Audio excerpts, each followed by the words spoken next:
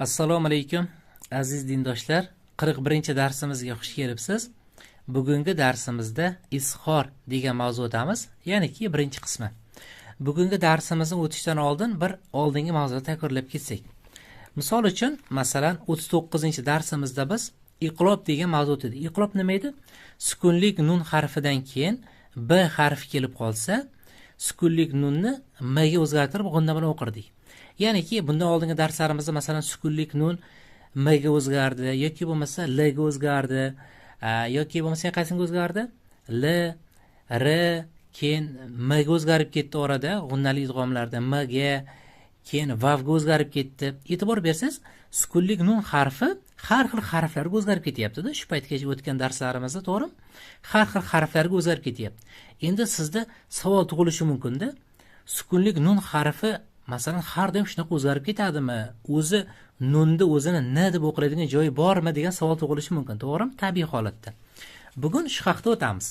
Ya'niki bugungi mavzumiz 41-mavzumiz izhor degan mavzu. Izhor degan mavzumizning birinchi qismi. Izhor degani o'sha n ni o'zini o'qish degani.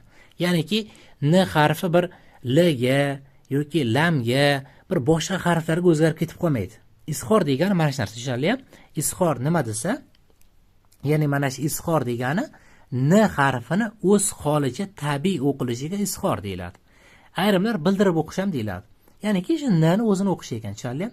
Endi qarang, qoida sukunlik nun harfidan keyin qarang. Biz hozir qoida aytyapmiz, to'g'ri? Bu yerda harflarni hozir mahrajini aytib x yoki bo'lmasa h deb yodlamaymiz. Qarang, osonsin o'rgatib qo'yamiz, qarang. Sukunlik nun harfidan keyin 3 ta x, ayn, g'oyn, hamza kelsa, nun odatdagidek o'qiladi. Ya'ni ki hozir aytganimdek, izhor deganimiz nunni odatdagidek o'qish, oddiy o'qish dedim-ku, to'g'rimi? Endi oddiy o'qishda ham qoidasi bor ekan o'zini. Qoida aytayaptiki, sukunlik nun harfidan keyin deyapti. Shu mana shu 3 ta x deyapti. Ya'ni 3 ta x, keyin ayn, g'oyn, keyin hamza kelib qolsa deyapti. Mana shu sukunlik nun harfidan keyin 3 ta x, ayn, g'oyn, hamza kelib qolsa, nun odatdagidek oddiy o'qiladi deyapti. Qarang, buning qoidasi bor ekan. Masalan, misol bilan tushuntirib beraman, qarang. Quyidagi misolga e'tibor bering. Mana sukunlik nun harfidan keyin nima kelib qolyapti? Xo harfi kelib qolyapti. Ya'ni x dedik. Biz buni oddiygina qilib yodlashga oson bo'lishi uchun 3 ta x dedik. Mana 3 ta x dan bittasi kelyapti, ya'ni xo harfi. Mana sukunlik nun harfidan keyin x harfi kelib qolsa, bu endi oddiy o'qiladi, ya'ni n bildirib o'qiladi. Min xoyri, ya'ni min n deb o'qiyapmiz. Ya'ni bu yerda n o'zgarib ketib qolmaydi endi, ya'ni r ga yoki lam ga qanaqadir harflarga o'zgarib ketib qolmaydi, yoki bo'lmasa g'unna ham berilmaydi. Min xoyri ham deb o'qilmaydi. Oddiygina min xoyri. Tushunarli? Mana qoida aytayapti, chunki izhor degan qoida aytayaptiki, sukunlik nun harfidan keyin deyapti. Shu 3 ta x, ayn, g'oyn hamda hamza harflari kelib qolsa, nun odatdagidek oddiy o'qiladi deyapti. Tushunarli? Mana e'tibor berasiz kitobga. Sukunlik nun harfidan keyin, demak, x kelib qolyapti. Bizda qoida bor edi. Sukunlik nun harfidan keyin 3 ta x, ayn, g'oyn, hamza kelib qolsa, n ni bildirib o'qirdik. Shuning uchun min xoyri deb o'qib qo'yamiz. Shunchaki deysiz, bo'ldi. Yoki bo'lmasa mana ikkinchisiga. Birinchi misolimizda sukunlik nun harfidan keyin oddiy x keldi-da, mana birinchisi. Endi bo'g'iq h kelishi mumkin mana.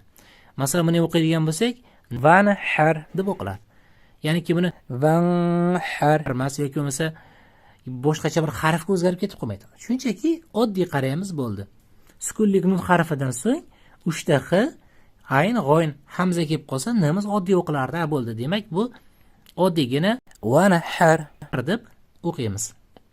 Qarang, e'tibor bering, maytda biz qoidani yodlayotganda biz mahrajdan chiqarib, masalan, xo, ha deb yoki bo'lmasa hammasini mahrajdan chiqarib o'qishimiz shart emas qoida yodlayotganimizda. Qoida biz osonroq yodlashimiz kerak. Osonroq yodlash yo'li shu. 3 ta x, ayn, g'oyn, hamza. Mana lekin siz kitobda misolda o'qiyotganda mahrajdan chiqarib o'qiysiz. Masalan, min xoyri, ham x ni masalan xirlab chiqish masalan xossalari bor. Bularga e'tibor berasiz. Lekin qoida yodlayotganda osonroq sizdan foydalaning. 3 ta x, ayn, g'oyn, hamza deb qo'ying, bo'ldi. Masalan, bu yoqda ham mana n bildirib o'qiladi. Va nahar. Chunki nima? Qoida bor edi bizda. Sukunlik nun harfidan so'ng 3 ta h, mana shu 3 ta h ni bittasi mana buda, shuning uchun bu n bildirib o'qilyapti. 3 ta h va ayni g'oyin hamza kelib qolsa, nun odatdagidek bildirib o'qirdik. Boshqa bir lamga yoki boshqasiga o'zgarib ketib qolmaydi deb qoida yodingizga kelishi kerak. Yoki bo'lmasa mana 3-chi h minhu. Bitta ham minhu emas, minhu oddiygina minhu. Chale. Yoki men aytdim masalan, bitta nima kelyapti? Mana sukunlik nun harfidan keyin hamza kelyapti, mana hamza. Mana qoidaga e'tibor bersangiz, mana hamza. Ko'ryapsizmi? Sukunlik nun harfidan so'ng hamza kelsa ham bu bildirib o'qiladi. Ya'niki min amin deb o'qiladi. Ya'niki min deb qaniydir g'unnalar bermaymiz. Oddiygina o'qiymiz. Min amin.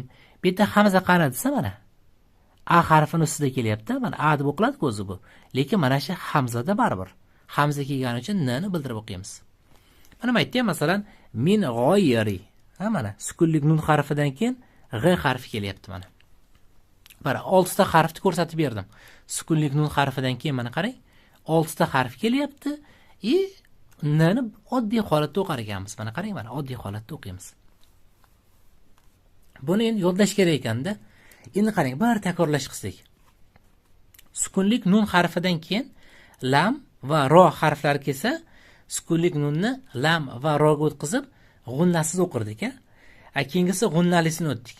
Sukunlik nun harfidan so'ng ya, vav, nun, mim harflari kelsa, sukunlik nun o'sha harflarga o'zgartirib g'unna bilan o'qirdik. Keyin kecha iqlobni o'tdik, to'g'ri? Iqlob qanaqa edi? Sukunlik nun harfidan so'ng b harfi kelib qolsa, sukunlik nunni m ga o'zgartirib g'unna bilan o'qiymiz. Bugungi darsimizda esa hech nimaga o'zgarmar ekan, sukunlikni g'unni ham bermar ekanmiz. Oddiygina shu sukunlik nun harfidan so'ng shu 3 ta h, shuni qo'yib qarang. Sukunlik nun harfidan keyin 3 ta h, ayni g'oyin hamza kelib qolsa, nunni odatdagidek oddiy o'qiymiz ekan deb yodlab qolsangiz, shuni o'zi kifoya bo'ladi.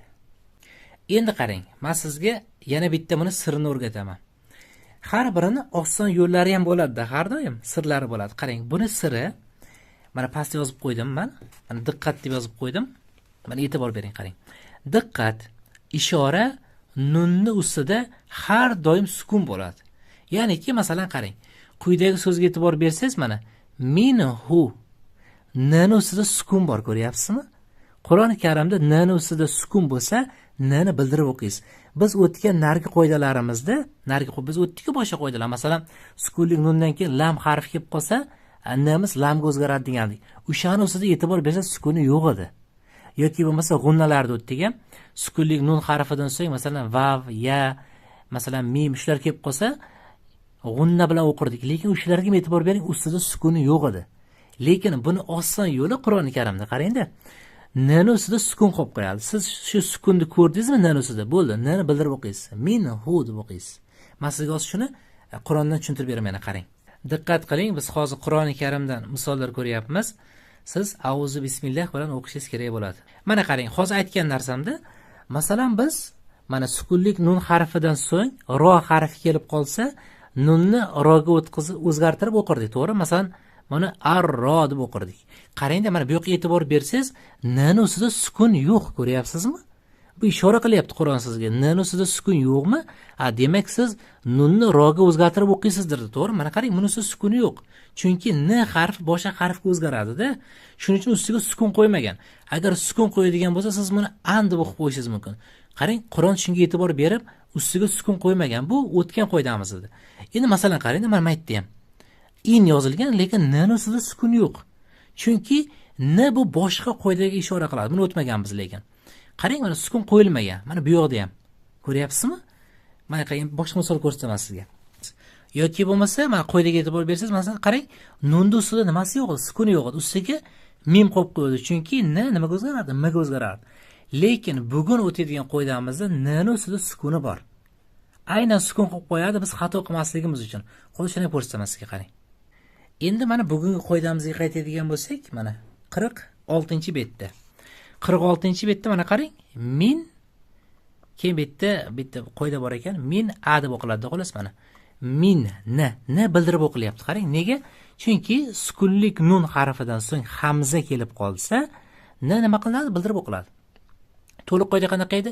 Sukunlik nun harfidan so'ng 3 ta x, ayn, g'oyn, hamza kelib qolsa, nini bildirib o'qiymiz. Mana shuning uchun nini mana ko'rib turibsiz, bildirib o'qiyamiz. Hamda qarangda, masalan siz bu 6 ta harf esingizdan chiqib qolgan taqdirda ham aytib o'tganimdek, nunni ustiga sukun qo'yadi. Mana qarang.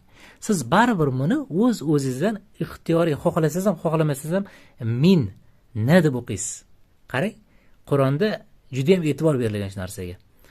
Mana nun harfidan so'ng o'z 6 ta harf kelib qolsa nima bildirib o'qiladi, to'g'rimi? 3 ta x, ayn, g'oyn, hamza. Lekin sizda mana shu esingizdan chiqib qolsa ham Qur'onda ustiga mana sukun qo'yib qo'yibdi, ko'ryapsizmi? Bu ham bitta eng zo'r ishoradan bittasida. Qarang mana. Ustida sukuni bo'ladi. Bugungi qoidamiz shu. Ya'niki ustida sukuni bo'ladi. Hozir men daftarda ham ko'rsatay sizga. Yana bir takrorlab ketamiz. Sukunlik nun harfidan keyin 3 ta x, ayn, g'oyn, hamza kelsa, nun odatdagidek oddiy o'qiladi. Mana qarang. Hamda maytda aytdim, ishora nunni ustida har doim sukuni bo'ladi. Siz nunni ustida sukun ko'rdingizmi? Bo'ldi, nani o'z holicha o'qiyvering. Eng asosiy qoida o'zi shu. Nunni ustida siz sukun ko'rib qolsangiz, ni oddiy odatdagidek o'qiladi. Ya'niki bildirib. Masalan, bunga o'xshab mana min hu. Chunki nan ustida sukuni bormi? Qur'oni Karimda nan ustida sukun bormi? Bo'ldi, odatdagidek o'qiysiz. Nega siz nan odatdagidek o'qiyapsiz? Nega g'unna qilmayapsiz? Chunki bizda qoida bor edi. Sukunlik nun harfidan keyin 3 ta x, ayn, g'oyn, hamza kelsa, nini bildirib, ya'ni oddiy o'qiymiz degan qoidaga muvofiq oddiy o'qiyapman deb javob berasiz. Mana Qur'oni Karimda misol ham ko'rsatdim. Mana e'tibor bersangiz, n hech qanday rangda ham berilmagan. Qarang mana, qop-qora deb berilgan. Bir yashil yoki bo'lmasa bir boshqacha bir rangda berilmayapti. Chunki nega unda qilmayapti siz? Chunki sukunlik nun harfidan so'ng hamza kelyapti. Sukunlik nun harfidan so'ng 3 ta x, ayn, g'oyn, hamza kelsa, biz nini bildirib o'qiymiz deb javob berasiz. Masalan, mana boshqa nalarga e'tibor bersangizda, mana qarang, ustida sukuni yo'q, lekin buni ustida sukuni bor. Sukun bormi? N bildirib o'qiladi. Min. Mana n deb odatdagidek o'qiladi. Lekin bu yerda n odatdagidek o'qilinmaydi. Mana bu yo'qlarda biz buni sal keyinroq o'tamiz. Mana qarang, mana shuncha yashilni berib qo'yibdi. Mana bu yoqda ham, ichida narsa bor-ku, buni ham g'unna qilib o'qirdi yashilda. Lekin bugungi qoidamiz juda ham oson. Faqatgina yodlab oling. Menimcha qiyin deb o'ylamayman. Qiyinlashtirib ham yubormasligingizni iltimos qilardim. Shunchaki qoidani yodlab oling. Sukunlik nun harfidan keyin 3 ta x, ayn, g'oyn, hamza kelsa, nun odatdagidek oddiy o'qiladi. Keyin qoidani yodlayotganda o'zingizni qiynamang. Sukunlik nun harfidan so'ng x, ha deb masalan har birini maxrajdan chiqarish shart emas. Biz qoida yodlayapmiz shunchaki. Qoida yodlayotganda tez yodlash kerak. Sukunlik nun harfidan so'ng 3 ta x, ayn, g'oyn, hamza kelib qolsa, biz nunni bildirib oddiy o'qiymiz, bo'ldi. Lekin o'qiyotganda maxrajlarga e'tibor berasiz. Min xoyri o'qiyotganda o'qilishiga e'tibor beramiz o'qiyotganimizda. Lekin qoida yodlayotganda o'qilish muhim emas. Iloji boricha tezroq yodlash kerak. Ayrimlar bunday qo'llaydi. Sukunlik nun harfidan so'ng x, keyin hamza, h, g'oyn, keyin yana shunaqa. Men o'ylashim bo'yicha osonrog'i 3 ta x, ayn, g'oyn, hamza. Mana shu holatda ketma-ketlikda yodlash menimcha osonroq deb o'ylayman. Sizga uyasifa bir men sizga qarang, 6 ta misol yozib berdim-da. 6 ta. Siz ham bir shunaqa qidirib ko'rasiz. Masalan, mana bu yerda nundan keyin x kelyapti, xo kelyapti. Bu yerda bug'u x, bu yerda oddiy x. Mana qarang, 6 ta misol yozib berdim. Siz ham bir uyda shunaqa Qur'oni Karimdan qidirib ko'rasiz. Men Qur'ondan ham bitta ko'rsatdim sizga mana. Qani edi mana? Sukunlik nundan keyin hamza keladigan holatni ham ko'rsatib berdim. Siz shu har bir holatiga bittadan bir qidirib ko'rasiz. Qo'ldan kelgancha bir qidirib topib ko'rasiz.